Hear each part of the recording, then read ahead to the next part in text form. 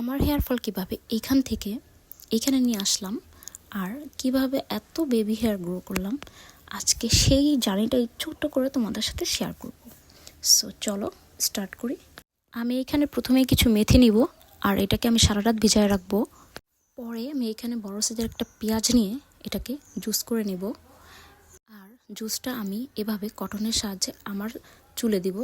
তার আগে আমি আমার চুলটা সুন্দর করে ব্রাশ করে নিতেছি যাতে কোনো জট না থাকে। তারপর আমি এখানে সুন্দর করে চুলের গোড়ায় পেঁয়াজের রস দিতেছিলাম। অ্যান্ড আমি যে এখানে তাকাইতে পারতেছিলাম না, অনেক রোদ দেওয়া শেষ। আর আমি আমার চুলের প্যাক তৈরি করতে চলে গেলাম। আর এইখানে মেহেদি পাতা তুলে আনছিলাম, ওইটাকে বেছে নিলাম। তারপর আমি মেহেদি পাতা বাটবো, তার আগে আমি আমার নখ দেখাইতেছিলাম যে আগের বার মেহেদি দিয়েছিলাম, নখ লাল হয়ে গেছে। দেন আমি সুন্দর করে পাটায় আমি মেহেদি বেটে নেবো। আর আমার কাছে সবসময় মেহেদি আর মেথিটা ব্লেন্ডারের থেকে পাটায় সবসময় আমার মনে হয় যে বেশি স্মুথ হয়।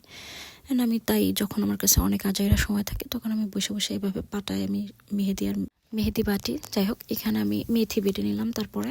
আর এখানে মেথি, মেহেদি আর ডিম নিছি। ডিমের সাদা অংশটা আমি ওই দিন ইউজ করবো। আমি ওই দিন কুসুমটা ইউজ করি নাই। নর্মালি আমি সবসময় কুসুম ইউজ করি, কিন্তু ওই দিন করি নাই, কেন জানি ভালো লাগতেছিল না।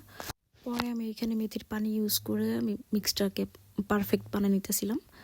এই যে আমার হেয়ার প্যাক রেডি। এখন আমি এটাকে মাথায় অ্যাপ্লাই করে নিব।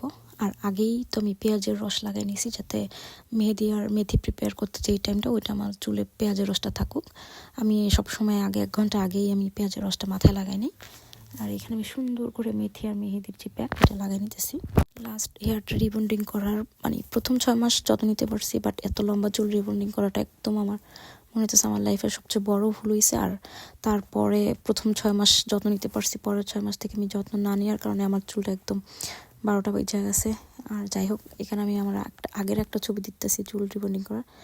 এই যে আমার হেয়ারটা রিবন্ডিং করার আগের ছবি, একদম ন্যাচারাল হেয়ার। এটা আমার কোন ভূতে যে আমার কিলাইছে যে আমি চুলটা রিবন্ডিং করতে গেছিলাম, এখন আফসোস করতেছি। এখানে আমার হেয়ার প্যাক দেওয়া শেষ। এখন আমি আমার চুলটাকে বাইন্ধা রাখবো।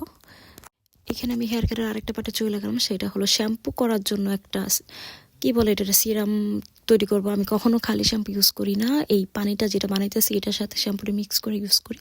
তো এখানে মেথির পানি নিয়ে নিলাম, তারপরে পেঁয়াজের খোসা নিয়ে নিলাম, আর পেঁয়াজের খোসা আর সাথে নিলাম চা পাতা। এখানে সব কিছু জাল করে নিতেছি আমি, যদিও এটা আমি রাইস কুকারে করতেছি। আমার চুলার ভিতরে যেন কী ছিল। যাই হোক, এখানে যে পানিটা ঢেলে নিয়েছি আর ঠান্ডা করে নিয়ে এখানে আমি শ্যাম্পু মিক্স করতেছি। আমি এটা দিয়ে চুলটা শ্যাম্পু করে কন্ডিশনার করে চলে আসছি। এখন আর কি আমি আমার চুলটাকে ড্রাই করে নিব।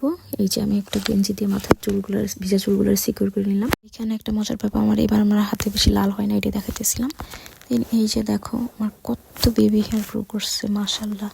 এটাই বারবার দেখতেছিলাম। এখানে আমি হেয়ার ব্রাশ নিয়ে একটু ফাঁকা করে দেখতেছিলাম। আগে এখানে এরকম করলে ফাঁকা হয়ে যেত, এখন মাশাআল্লাহ ওই জিনিসটা নাই, আলহামদুলিল্লাহ।